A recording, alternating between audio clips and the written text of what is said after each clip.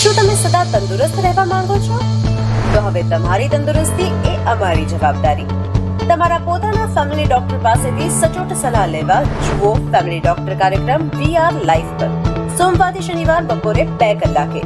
Phone કરો 6355856123 પર અને રહો સદા તંદુરસ્ત.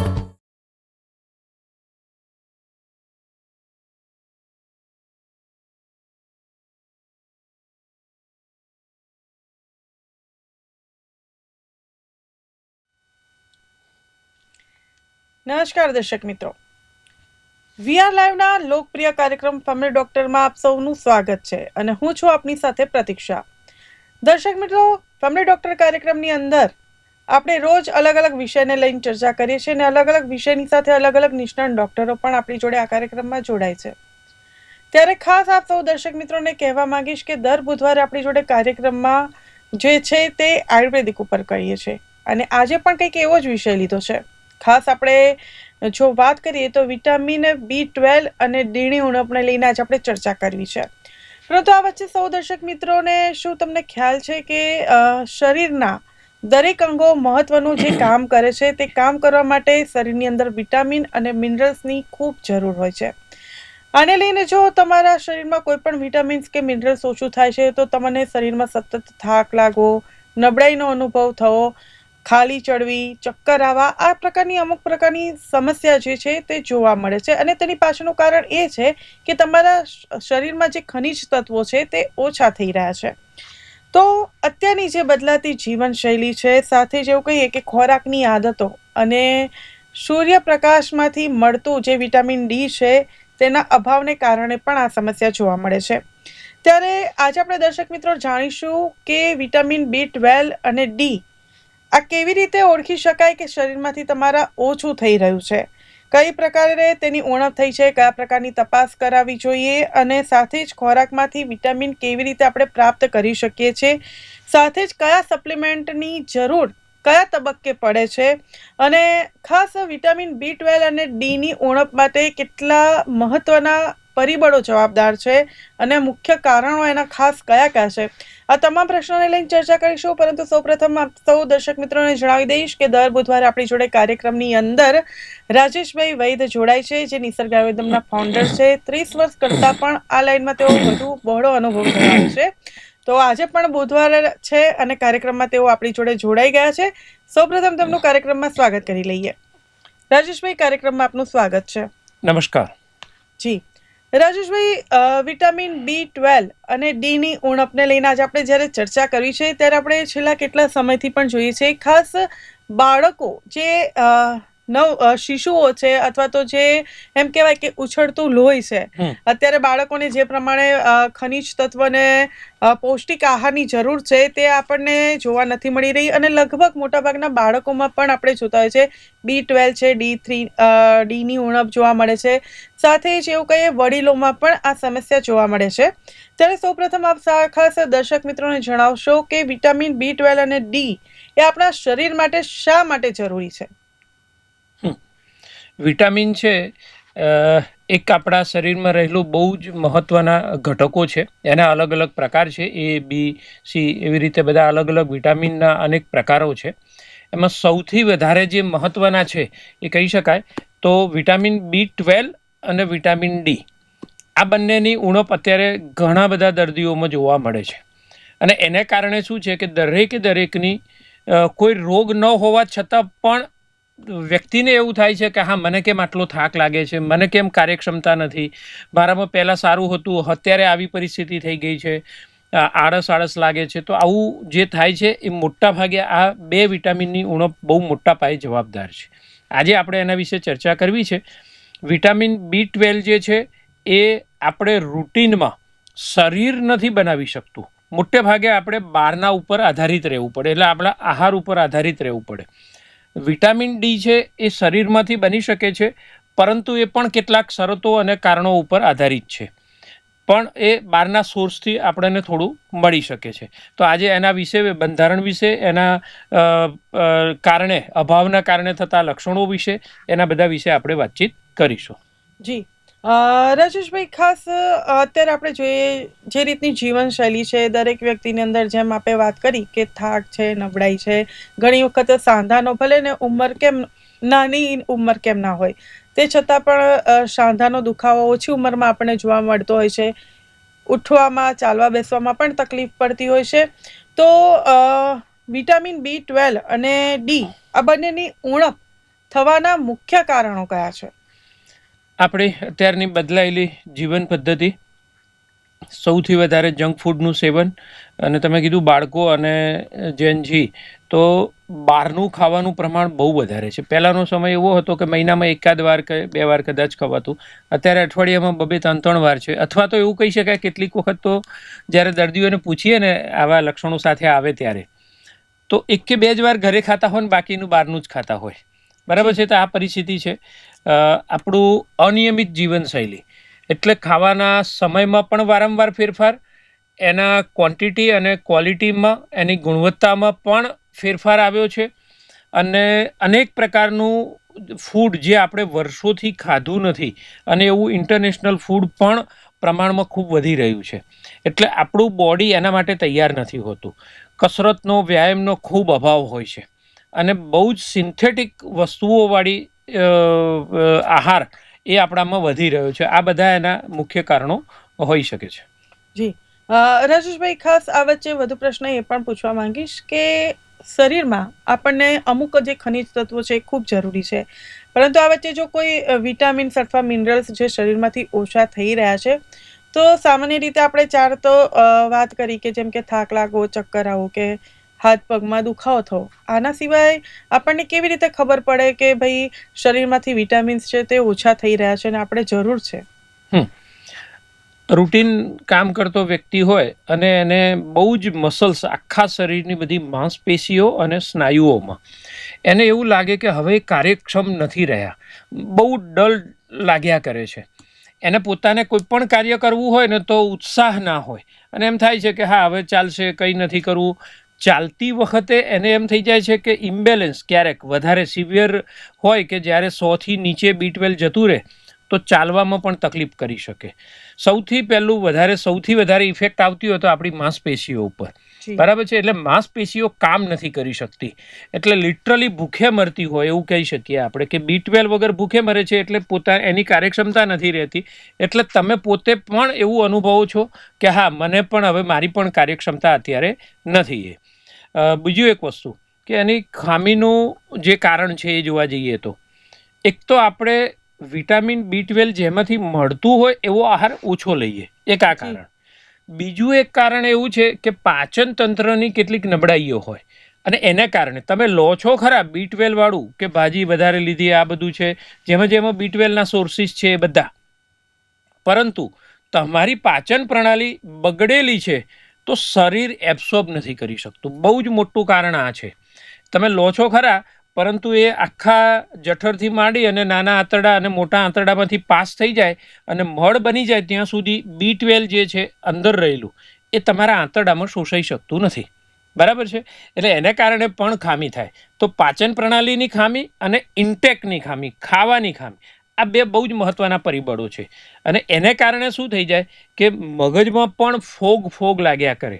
એટલે એવું કહી શકાય કે એક પ્રકારનું જે છે ને કે સ્મૃતિ, યાદશક્તિ અને બીજું કાર્ય કરવાનો ઉત્સાહ અને કાર્યક્ષમતા, મનની જે ઉત્સાહ હોવો જોઈએ એ એની હાનિ અનુભવાય.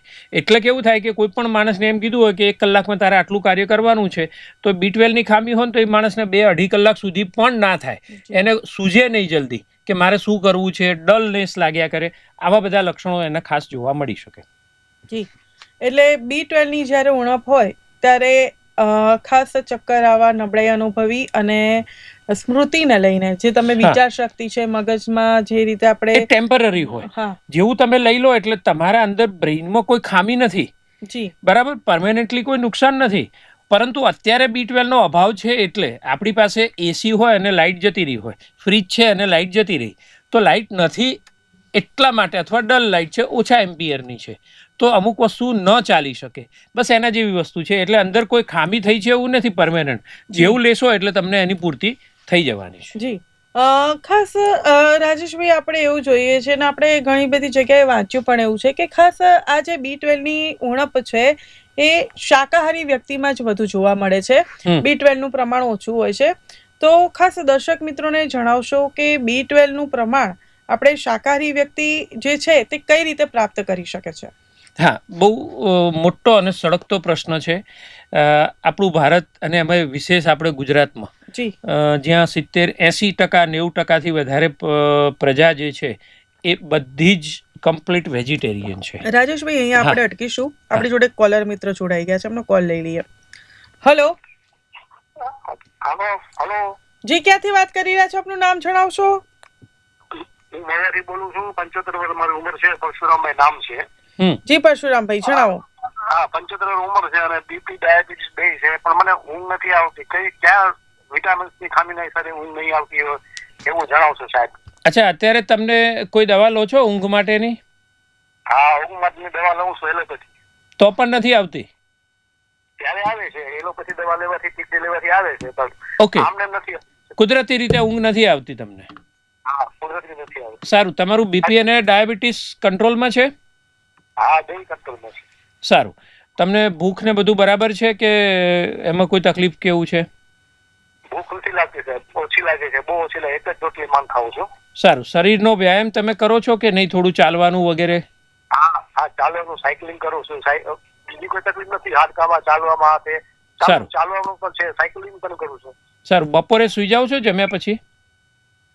બપોરે જમ્યા પછી નહીં. સારું, બપોરે ઉંમર મોટી થઈ ગઈ છે એટલે ત્યાં બેઠો રહું છું. ઓકે, આટા મારું છું, સૂતો નથી. સારું, એટલે કુદરતી રીતે મગજમાં જે કહેવાય કે મેલેટોનિનનો સ્ત્રાવ થાય અને કુદરતી જે પ્રાકૃત નિદ્રા આવી જોઈએ એ નથી આવી રહી. હું તમને એક પાવડરનો યોગ બતાવું છું, એ તમારે લેવાનો છે. ત્રણેય વસ્તુ લેવાની છે, પાવડર ફોર્મમાં છે.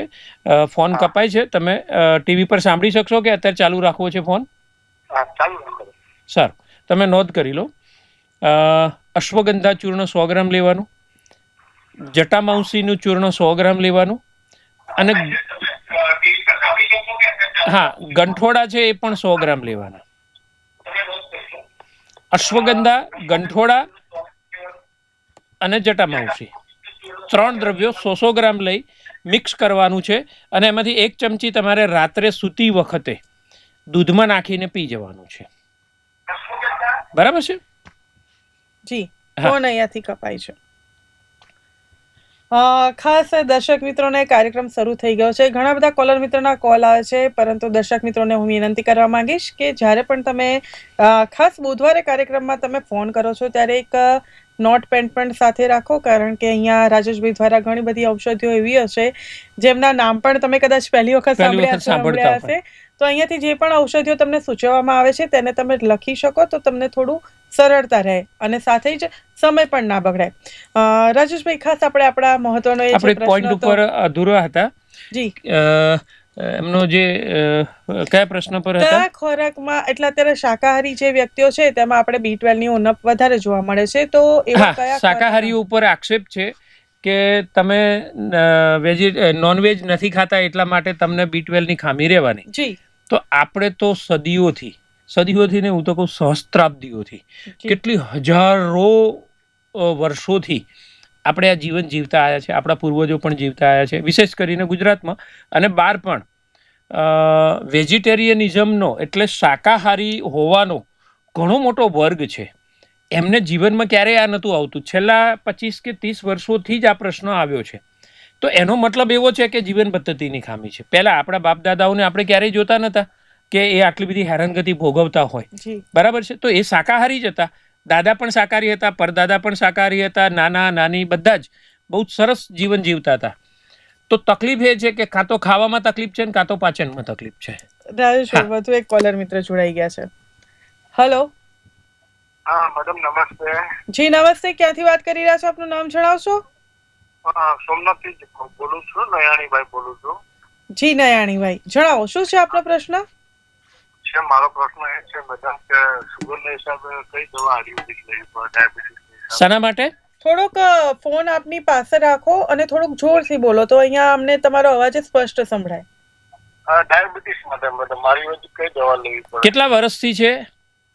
લગભગ 22 વર્ષથી. ઉંમર આપની? મારી 59. હા, અને દવાઓ ચાલુ છે? હા, ઇંગ્લિશ ચાલુ છે દવા. સારું. અને કેટલું આવે છે ડાયાબિટીસ? અત્યારે લગભગ 200 ની ઉપર આવે છે. સારું. અને તમને રાત્રે પેશાબ કરવા ઉઠવું પડે, દિવસે વારંવાર જવું પડે એવું બને? ના, આપણે પેશાબ નથી આવતું, દિવસે બી નથી જતો, રાત્રે બી નથી જતો. સારું. ગળપણ ખાવાની બહુ ઈચ્છા થાય? ના. સારું. તો હું તમને 2 ઔષધિ સૂચવું છું, એ તમારે લેવાની છે. ફોન કપાય છે, ટીવી પર સાંભળો. Okay, thank you. જી. એમને આપણે 2 ઔષધિ સૂચવીએ છીએ. એક પ્રમેહ ગજ કેસરી રસ, એની 2 ગોળી લેવાની. શિલાજીતવાદી વટી છે, એની પણ 2 ગોળી લેવાની. બંનેમાંથી 2 ગોળી લેવાની છે. સવાર સાંજ પાણી સાથે લેવાની છે, ખાલી પેટે. અને 1.5 કલાક સુધી કશું ન લેવાય તો વધારે સારું છે. અને એમને જો કન્સલ્ટિંગ કરાવવું હોય તો અમદાવાદની સેટેલાઇટ વિસ્તારમાં અમારી હોસ્પિટલ આવેલી છે.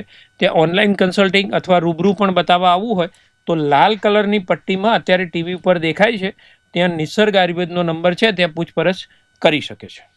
જી. આપણી જોડે વધુ એક કોલર મિત્ર જોડાઈ ગયા છે. હેલો. સૌ પ્રથમ તો આપ ટીવીનો અવાજ બંધ કરી દો અને પછી આપનો પ્રશ્ન રજૂ કરો. હવે મારે ડોક્ટર સાહેબને પૂછવું છે કે મને પગમાં બહુ થાક લાગે છે અને માથું દુખા કરે છે આખો દી. બરાબર. ઉંમર? ઉંમર આપણી 60 વર્ષ. 60. અને કેટલા સમયથી આ તકલીફ છે? આ મહિનાથી છે. એકાદ મહિનાથી? હા. હા. અને તમે કોઈ અત્યારે કોઈ તાવ આવ્યો તો કોઈ એન્ટીબાયોટિક ખાધી, દવાઓ લીધી, એવું કંઈ ખરું? મેં સિવિલ હોસ્પિટલમાંથી દવા લીધેલી હતી એટલે એને દવા આપેલી છે. નહીં, આ તમારી તકલીફ માટે એવું નહીં. તમને તાવ આવ્યો હોય અને કોઈ એન્ટીબાયોટિક કે એવું કંઈ લીધું હોય એવું બનેલું છે? ના, એવું કઈ નથી. તાવ નથી આવ્યો. સારું. તમને થાક લાગે છે અને માથું દુખે છે? હા, એકદમ બે પગમાં લાગે છે, માથું દુખે છે અને પેશાબ રાતે 2-3 વખત જવું પડે ઉઠીને. તમારે ડાયાબિટીસ છે? બાથરૂમ પેશાબ જવું પડે રાત્રે. હા, પણ તમને ડાયાબિટીસ છે ખરો રોગ? નહીં, કાંઈ નથી. ડાયાબિટીસ નથી ને આપણે સુગર નોર્મલ છે અને બીપી નોર્મલ આવે મારે. એ તો તપાસ કરાવે. બરાબર છે. ઓકે, સારું. હું તમને ઔષધો સૂચવું છું, તમે ટીવી પર સાંભળી શકો છો. જી. એમને તકલીફ છે થાક લાગવાની, માથાના દુખાવાની. આપણે 2 દવાઓ હું એમને આપું છું. એક તાપ્યાદી લોહ નામની એક દવા લેવાની છે અને બીજી સુતશેખર રસ. બંનેમાંથી 2 ગોળી લેવાની છે. એટલે એક સોર્સ એમને ટોનિક તરીકે પર પૂરું પાડશે અને થોડું પાચન પ્રણાલીમાં પણ સુધારો આપશે. હવે બીજી પણ એમને એક તકલીફ થઈ રહી છે. એમને થાક લાગવાની સાથે પેશાબ કરવાની ફરિયાદ છે. તો રાત્રે સૂતી વખતે ચંદ્રપ્રભાવટી નામની ગોળી આવે, એ 2 ગોળી હળદરવાળા દૂધ સાથે લેવાની. એટલે ધીમે પેશાબની કોથળીનું સોજો હશે, કંઈ ઇન્ફેક્શન માઇનોર અથવા પ્રોસ્ટેટને કારણે તકલીફ થતી હશે તો એમને રાહત આપશે અને વારંવાર ના ઉઠવું પડે, પણ પેશાબની કોથળીની સંગ્રહ ક્ષમતા વધતી જશે. જી. રાજેશભાઈ, હવે આપણે આપણા મૂળ પ્રશ્ન ઉપર આવીએ. ખાસ તો મુખ્ય આપણે જે પોઈન્ટ હતું કે આપણી ઉપર આક્ષેપ છે શાકાહારી હોવાનો, કે તમે નોનવેજ ખાતા નથી એટલે તમને હંમેશા B12 ની ખામી રહેશે. તો આપણે વાત કરતા હતા કે આપણા પૂર્વજો આ નહોતા ખાતા છતાં પણ તંદુરસ્ત પૂર્વક જીવન જીવતા હતા. તો મારું કહેવાનું એવું છે કે આપણે બહુ જ વધારો પ્રિઝર્વેટિવ વાળી વસ્તુઓ, બહુ જ બધા એસિડિટીની દવાઓ, ધારો કે 2 જ વસ્તુ હું કહું, એક એસિડિટીની દવા અને ડાયાબિટીસ, એ 2 મોટામાં મોટું B12ના શોષણમાં અવરોધરૂપ છે. બરાબર છે? એટલે તમે જે કહેવાય કે બહુ જ લોકો એવા છે કે દરરોજ વર્ષોથી 2 વર્ષથી 4 વર્ષથી એસિડિટીની દવા ખાઈ રહ્યા છે. પેન્ટોપ્રેઝોલ, લેન્જોપ્રેઝોલ, ફેમિટિડિન, આ બધી પ્રકારની દવાઓ જે છે એ લઈ રહ્યા છે. તો એ એસિડને બ્લોક કરનાર છે. હવે એ એસિડને બ્લોક કરો છો, ઉત્પન્ન થવો જોઈએ, શરીરે ઉત્પન્ન કરવો જોઈએ, પરંતુ દવાઓ આપીને તમે એને બ્લોક કરો છો. એટલે એ એસિડનું કાર્ય હતું ખોરાકમાંથી તત્વોનું વિઘટન કરવાનું. કાર્બોહાઈડ્રેટ, પ્રોટીન, વિટામિન્સ, આ બધાને ઘટકો અલગ પાડવાના, પરંતુ તમે એ એસિડને જ બ્લોક કર્યો. એટલા માટે બહુ જ જે લોકો એસિડિટીની દવાઓ લાંબો ટાઈમ ખાતા હોય એમને B12ની ખામી રહેવાની. વધારે પ્રમાણમાં મેટફોર્મિન પ્રકારની એક ગોળી આવે છે ડાયાબિટીસની, એ પણ શુગરને કંટ્રોલ કરવા માટે કરીને એની જે ઇફેક્ટ છે ને, તો એના કારણે B12 ઉપર પણ એની ઇફેક્ટ આવે છે, અને એ પણ એક કારણ છે, આવું રિસર્ચમાં પુરવાર થયું છે. તો આ બે જ વસ્તુઓ બહુ મોટી છે. અને બીજું ઘણું બધું જંક ફૂડ વધારે ખાવું, બરાબર છે, તો એને કારણે પણ કેવું હોય કે જે ખોરાક છે ને બગડી જતો હોય એને 72 કલાક સુધી ન બગડે એ માટેની અંદર બધા કેમિકલ ને રસાયણો બધું નાખેલું હોય, તો એ નાખવાના કારણે પણ ઇફેક્ટ આવે છે. ને આપણું પાચન પ્રણાલી એ જે B12 વાળો ખોરાક ખાધો હતો ને એને શોષી નથી શકતો. અનિયમિત જીવનશૈલી, અયોગ્ય સમયે ખાવાનું ખાવું, તો એમાંથી B12 જાય છે, પણ મેં જે શરૂઆતમાં કીધું એ પ્રમાણે કે ઝાડામાંથી બહાર નીકળી જાય છે અને શોષાતું નથી. પાચક અગ્નિ તમારો જે હોય, જઠરાગ્નિ જે હોય, મંદ થઈ જાય. આયુર્વેદ એવું કહે છે કે જઠરાગ્નિ માંદ્યતાનું આ બહુ જ મોટું કારણ. બીજું એક ઉદાહરણ સ્વરૂપે કહું, મારી પાસે એટલા બધા દર્દીઓ છે, 1000 થી 1200 એવા હશે કે જેમને 80 થી 100 કે 125 વિટામિન B12 હતું, બરાબર. 3-4 વખત એમને કોર્સ કર્યો, 10 ઇન્જેક્શન લીધા ત્યારે સારું. વળી પાછા 3 મહિના 4 મહિના જે B12 લીધું હતું એ બધું વપરાઈ ગયું એટલે પાછી ખામી આવી. તો મહત્વની વસ્તુ શું છે કે તમે તમારું શરીર એને શોષી નથી શકતું, બરાબર છે. પછીથી અમે ઔષધિઓ આપી હોય તો એક પણ B12 બહારથી લીધા વગર, એક પણ B12નો સોર્સ બહારથી લીધા વગરનો, અને એ વ્યક્તિને 500, 600, 700 સુધી B12 થતા મેં અનેક દર્દીઓમાં જોયું છે. તો એનો મતલબ એવો થયો કે તમારો જઠરાગ્નિને સારો કરો, બરાબર, અને જે આડઅસર કરતી હોય એવી દવાઓ જે મોડર્ન મેડિસિન છે એ ન લો, અથવા એનો આયુર્વેદિક ઉપાય કરો, તો ચોક્કસથી તમારું B12 નોર્મલ આવી શકે. જી રાજેશભાઈ, અહીંયા જ્યારે તમે વાત કરી કે એસિડિટીની ગોળીઓ જેમ કે પેન્ટાપ્રાઝો છે અને ડાયાબિટીસની અમુક પ્રકારની ગોળીઓ છે, તો અહીંયા મારા એક મનમાં એક પ્રશ્ન ઊભો થયો છે કે એસિડિટી અને ડાયાબિટીસ ઘણા બધા એવું કહીએ કે રોગો થવા પાછળનું મુખ્ય કારણ હોય છે. આ વચ્ચે જેમ આપે જણાવ્યું કે અમુક એસિડિટીની ગોળી લેવાથી જે આપણા એસિડ છૂટતા હોય, જે આપણા શરીર માટે જરૂરી છે, તે બંધ થઈ જાય. તો આની વચ્ચે મારે એવું પૂછવું છે આપને કે જો એસિડિટીની ગોળી લાંબા સમય સુધી લેવામાં આવે તો શું એના લીધે પણ ફેટી લીવર થઈ શકે? હા, એટલે કેવું થાય છે કે એ પાચન પ્રણાલીને બગાડે છે, એટલે તમારા ફેટને પચાવવા માટેનો જે પણ એસિડ છે ને એ પણ ઘટે છે. અને એને કારણે ચરબીને પચાવવા માટે બહુ જ ઘાટો એસિડ ને બધું જોઈએ, પરંતુ તમે બહુ વધારે પ્રમાણમાં લો એટલે તમને એ પણ થાય. અને એ જે તમે ખાઓ છો ખરા, પરંતુ તમારે એવું છે, આપણને એવું એક થયું કે નહીં, મોડર્ન સાયન્સે બહુ પ્રગતિ કરી છે એટલે બસ ગોળી ખાઓ અને જે ખાવું એ ખાઓ, બરાબર છે. એટલે શું થાય, ગોળીએ ખાવી છે અને અક્રાંતિયાની જેમ બધું મન ફાવે એવી રીતે ખાવું છે, કે પોતાની પ્રકૃતિને માફક ના હોય એવું પણ ખાવું. તો પછી શું થશે કે રોગગ્રસ્ત અવસ્થા થશે અને ફેટી લીવર એનું કારણ બની શકે. જી આપણી જોડે એક કોલર મિત્ર જોડાઈ ગયા છે, એમનો ફોન લઈ લઈએ. હેલો. હા, વડોદરાથી પ્રમોદભાઈ બોલું. નમસ્કાર મેડમ. પ્રમોદભાઈ નમસ્કાર, જણાવો શું છે આપનો પ્રશ્ન? હવે સાહેબને મારે આજે દિલ ખોલીને મારી તકલીફની વાત કરવી છે. ઊંઘની તો દવા તમે હમણાં બતાવી એક જણ આગળ ને, એ હું લઉં છું, જટામાંસી અને ગંઠોડા, અશ્વગંધા, એ તો એનાથી થોડો મને રાહત રહી છે. પણ મારી મુખ્ય તકલીફો કહું, મારી ઉંમર 72 વર્ષ રનિંગ, મને ડાયાબિટીસ છેલ્લા 4-5 વર્ષથી કંટ્રોલમાં છે. અત્યારે થોડી ઊંઘની પણ ખરી તકલીફ, પરોઢિયે 3 વાગે સુઈ જાઉં તો સવારે 10 વાગે ઉઠું છું, આ મારું રૂટીન છે અત્યારે. બીજા નંબર કે થોડા સમયથી ભૂખ બિલકુલ લાગતી નથી. વજન 70 કિલો હતું તે 62 કિલો થઈ ગયું હમણાં. એટલે ખાવાનો મારો કોઈ ટાઈમ નિયમિત છે જ નહીં પહેલેથી. 2 વાગે ખાઉં, નાઈ ખાઉં, નાસ્તો કરી લો, કંઈક બહાર ગયા હોય તો એ રીતે અનિયમિત તો છે જ. અને મેટફોર્મિન ગોળી તો મારે છેલ્લા કેટલાય વખતથી ચાલુ જ છે ડાયાબિટીસને લીધે. અને બીજું કે મારું હિમોગ્લોબિન નો ટેસ્ટ કરાય તો એ પણ ડાઉન છે. એટલે આવી બધી તકલીફો છે. અને અત્યારે હું થોડા અડધો કલાક પહેલા જ મારા કાર્ડિયોલોજિસ્ટની એપોઇન્ટમેન્ટ હતી, જઈને આવ્યો. મેં મારી વાત કરી તો કે તમે પેટનો સોનોગ્રાફી કરાવો અને થાઇરોઇડ કદાચ હોય તો એનો ટેસ્ટ કરાવો. તો આપણે આયુર્વેદિકની દ્રષ્ટિએ કોઈ એવી દવા હોય તો હું એ ચાલુ કરું. અસ્તુ. જી ચોક્કસથી. પ્રશ્ન કેવું છે કે આપણે ફરિયાદો કરીએ, બધું જ કરીએ, પણ ચિકિત્સા પદ્ધતિ બદલવી જોઈએ. મારું બહુ જ મહત્વનો પોઈન્ટ છે કે તમે ચિકિત્સા પદ્ધતિ નહીં બદલો ત્યાં સુધી પ્રશ્નો રહેવાના છે. એવી ચિકિત્સા પદ્ધતિ પાસે તમે અપેક્ષા રાખો છો મોડર્ન સાયન્સમાં કે એ બધું જ કરે, પરંતુ કેવું છે અત્યારે તત્કાલનો ઉપાય છે, કાયમ માટેનો કોઈ ઉપાય મોટાભાગના રોગોમાં આવતો નથી. તો એના કારણે શું છે આયુર્વેદ જે છે જળમૂળથી મટાડે છે. બંનેની ચિકિત્સા વિજ્ઞાનનું પદ્ધતિ અલગ અલગ છે. ઇમરજન્સી હોય કેટલી વખત ઠીક છે કે એ બરાબર છે, પરંતુ રૂટીન લાઈફ માટે, ક્રોનિક હોય, લાંબા ચાલનારા વ્યાધિઓ માટે આયુર્વેદ છે એને મુખ્ય ચિકિત્સા તરીકે લેવું જોઈએ અને નજીકના વૈદ્યોનો સંપર્ક કરીને ત્યાં જવું જોઈએ, ક્વોલિફાઈડ વૈદ્યો પાસે. આવું એક મારો મત છે. કેમ તો કે તમે એ દવા લેશો એટલે એની આડઅસરો અને બીજા એની આડઅસરોનો સમૂહ પણ આવવાનો છે. એટલે પછી શું થશે કે એના માટે આ કરાવો, પછી આ કરો. હવે જો 2 વસ્તુ છે તો પણ એમને એવું કહેવામાં આવ્યું કે તમે થાઇરોઇડનું ટેસ્ટ કરાવો, સોનોગ્રાફી કરાવો. હકીકતમાં કોઈ એવું કહેતું નથી. મારે ત્યાં 20 દેશોમાંથી 1400 જેટલા પેશન્ટ છે. ફોરેન કન્ટ્રીમાં તમને એક સ્ટીરોઇડ આપવી હોય ને તો પણ તમને કહેવામાં આવે કે તમને આ રોગ છે ને તમને સ્ટીરોઇડ આપવાની જરૂર પડશે.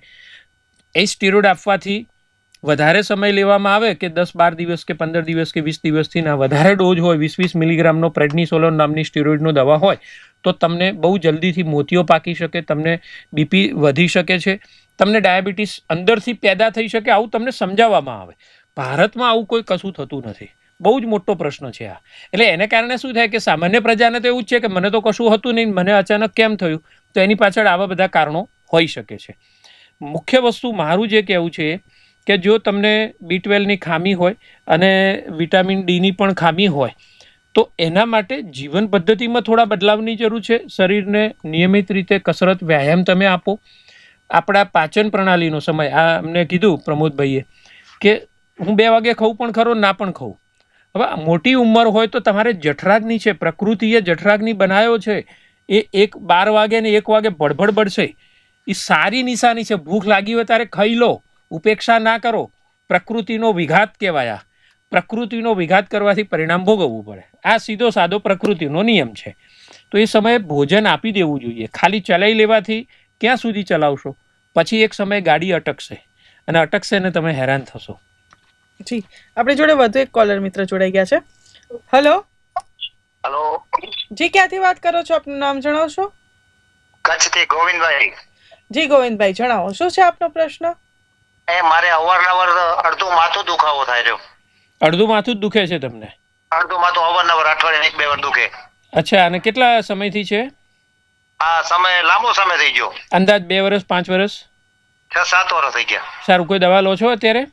ના, દવા કઈ નથી લેતા. શું અમને મટી જાય પણ અડધું માથું દુખી આવે અવારનવાર. અને પેઇન કિલર કે એવી ખાવી પડે મહિનામાં 1-2 વાર, 4 વાર? એ ખાવી પડે. કેટલી વાર ખાઓ અંદાજે? અંદાજે મતલબ મહિનામાં 1-2 વાર ખાવી પડે. સારું. અને કોઈ સ્ટ્રેસ હોય, ચિંતા હોય, ભૂખ્યું પેટ હોય, તડકામ જવાથી એવું કોઈ કારણ ખરું? એવું કઈ કારણ? તડકો ઘણો હોય ને કોઈ કામ કરતા નથી એવું થઈ આવે. બાકી બરાબર છે. અને ઉલટી થાય ક્યારે? ઉલટી ક્યારેય નહીં. સારું. તો હું તમને 2 ઔષધો સૂચવું છું, તમારે લેવાના થશે. અને જો અમારે અમદાવાદની હોસ્પિટલમાં ફોન કન્સલ્ટિંગ કરાવી નવો કેસ કઢાવીને વાત કરવી હોય તો પણ તમે ત્યાં કરી શકો છો. હું જવાબ આપું છું. બરાબર.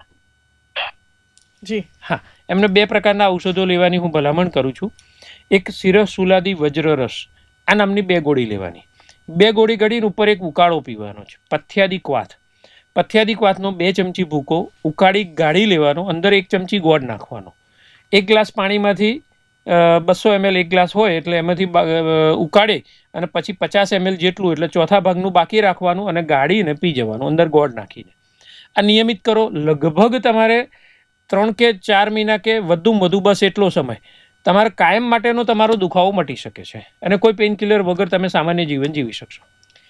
ચોક્કસથી રાજેશભાઈ, કાર્યક્રમને લઈને આપણી જોડે સમય મર્યાદા છે. આજે ઘણા બધા કોલર મિત્રના નોન સ્ટોપ કોલ પણ આવી રહ્યા છે. B12 અરે ડી વિશે થોડીક એક ખાલી વાત કહી દઉં. હા, બિલકુલ બિલકુલ. કે વિટામિન ડી જે છે એ તમારા શરીર બનાવી શકે છે, પરંતુ એ સિન્થેસિસ એટલે તડકાનો અભાવ હોવાના કારણે, બરાબર છે, તો B12 જે છે વિટામિન ડી છે ને એનો અભાવ સર્જાય, ઉણપ સર્જાય છે. હવે વિટામિન ડીની ઉણપ હોય ને તો તમારા હાડકાઓ જે છે ને એ એમાંથી અને ખોરાકમાંથી તમે કેલ્શિયમ નહીં શોષી શકો. એટલે વિટામિન ડીની ખામી હોય એટલે તરત પછીનું એનું પૂંછડું કહેવાય કે કેલ્શિયમની ખામી આવે, અને એટલા માટે તમારે બંને વસ્તુ લેવી પડે. તો એના વિશેના ઉપાયો શું, વિટામિન B12ની ઉણપના ઉપાયો શું, એ આપણે આગળના બુધવારે જોઈશું. ચોક્કસથી. દર્શક મિત્રો, ઘણા બધા કોલર મિત્રના નોનસ્ટોપ કોલ આવી રહ્યા છે, પરંતુ હું ઉઠાવી નથી શકી, તેના માટે હું દિલગીર છું. હજુ ઘણા બધા પ્રશ્નોને લઈને ચર્ચા બાકી છે. ખાલી આજે આપણે ચર્ચા કરી કે B12ની ઉણપથી શું શું થઈ શકે, ઉણપ થવાના કારણો કયા, પરંતુ હજુ કયા લક્ષણો જોવા મળે છે, કયો ખોરાક યોગ્ય લેવો જોઈએ જેમાંથી તમને B12 મળી શકે છે. એવું જરૂરી નથી કે તમે માંસાહારી ખોરાક ખાઓ તો જ તમને B12 પ્રાપ્ત થાય, અને સાથે જ એવી ઘણી બધી એવી ઔષધિઓ પણ છે જે તમને B12માં ઘણું બધું ઉપયોગ થઈ શકે છે ને D3માં પણ. પરંતુ હા, જે બહારની દવાઓ જે છે, એન્ટીબાયોટિક દવાઓ લેવાથી પણ તમને B12 અને D3 ઓછું થઈ શકે છે. તો આ જ વિષય ઉપર આપણે આવતા બુધવારે ફરી ચર્ચા કરીશું. સમય મર્યાદા છે એટલે કાર્યક્રમ આપણે અહીંયા જ પૂરો કરવો પડશે. ફરી મળીશું આવતા બુધવારે રાજેશભાઈ સાથે બપોરે 2 વાગે. ત્યાં સુધી સમાચારના સતત અપડેટ માટે જોતા રહો VR લાઈવ, અને મને રજા આપો. નમસ્કાર. શું તમે સદા તંદુરસ્ત રહેવા માંગો છો? તો હવે તમારી તંદુરસ્તી એ અમારી જવાબદારી. તમારા પોતાના ફેમિલી ડોક્ટર પાસેથી સચોટ સલાહ લેવા જુઓ ફેમિલી ડોક્ટર કાર્યક્રમ VR લાઈવ પર સોમવારથી શનિવાર બપોરે 2 કલાકે.